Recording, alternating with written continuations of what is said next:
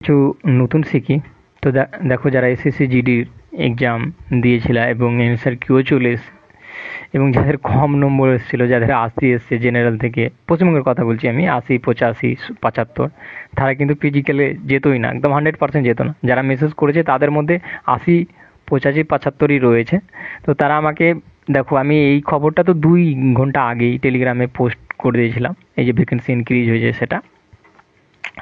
আর সেখানে voice message করেছিলাম কি ভিডিও তৈরি করবো না, কিন্তু তাদের কমেন্টের জন্য আমি ভিডিওটা তৈরি করছি।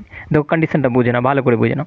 এর আগের যদি ভ্যাকেন্সি দেখো 22-23-এর, তো 50,000 ছিল। বাট 50,000 কি প্রথমেই দিয়েছিল কি একেবারে কি 50,000? বাট দুবার বেড়েছিল, এবার একবার বাড়লো এখানে। তো প্রথম আমাদের কত, এই যে ভ্যাকেন্সি যদি কথা বলি, তো কত ছিল? 26,000 ছিল। বেড়ে কত হয়ে গেলো? 46,000 হয়ে গেলো, 46,000 প্লাস হয়ে গেলো। এখানে 26,000 প্লাস ছিল, 46,000 প্লাস হয়ে গেল।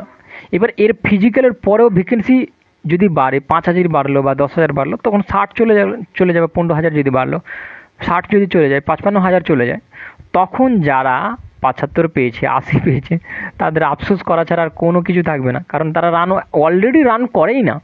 কারণ ওরা একটা জিনিস বুঝে গেছে কি কাট আপ এবার বাড়বেই বাড়বে 100%।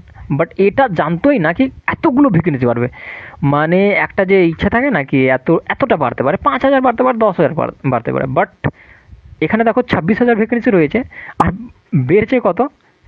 ডাইরেক্টলি 46,000 হয়ে গেছে টোটাল ভ্যাকেন্সি।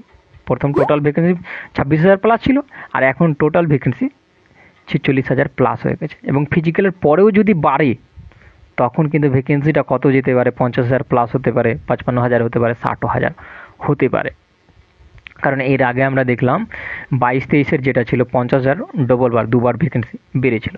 তাই যারা 80 পেয়েছো জেনারেল রয়েছো, 75 পেয়েছো জেনারেল রয়েছো, বা 70 পেয়েছো জেনারেল রয়েছো, তারা রান রান প্র্যাকটিস করো। কারণ নর্মালাইজেশন যখনই পাবো, তো নর্মালাইজেশন কেউ তো জানে না কত পাবে নর্মালাইজেশন।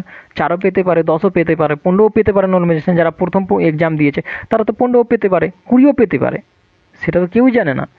তাই বলবো কি, যারা নর্মালাইজেশন যখন আসবে তখন দেখে নিবা কি 80 পেয়ে গেছো বা 82 চলে এসছে, তাদের কিন্তু চান্স মানে থাকবে, প্রবল চান্স থাকবে কি একটা কোনো না কোনো পোস্ট পেয়ে যাচ্ছে। তো যারা কমেন্ট করেছিল সম্ভবত তাদের উত্তর ঠিকঠাক কমপ্লিট পেয়েছে। আমি সেখানে বললাম না, আর এখানে বলছি ভিডিওতে এসে মেন কন্ডিশন দেখে নাও।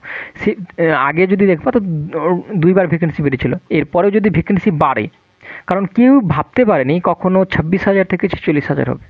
এবার যখন 46,000 হলো, 46,000-এর পর যদি 5,000 বাড়ে, তো 50-এর প্লাস চলে যাবে। যদি 10,000 বাড়লো, 55 প্লাস চলে গেলো, বা 15 বাড়লো তো 60 চলে গেলো। কোনো গ্যারেন্টি নাই কতটি বাড়বে, ঠিক? তাই বলবো কি রানে যাও। দেখা গেল কি যদি নাও হয়, তোমার সিলেকশন নাও হলো, তখন কি হবে কি একটা যে বডি থাকে, তো স্বাস্থ্য ভালো হয়ে গেল, এটা হয়ে যাবে। বাট যারা 80, 75 পেয়েছো, তারা অবশ্যই কি করো, রানে যাও কিন্তু। ক্লিয়ার? তো এখানেই থাকুক ভিডিওটা, এইটুকু। Thank you watching for my video. দেখা হবে পরবর্তী ভিডিওতে।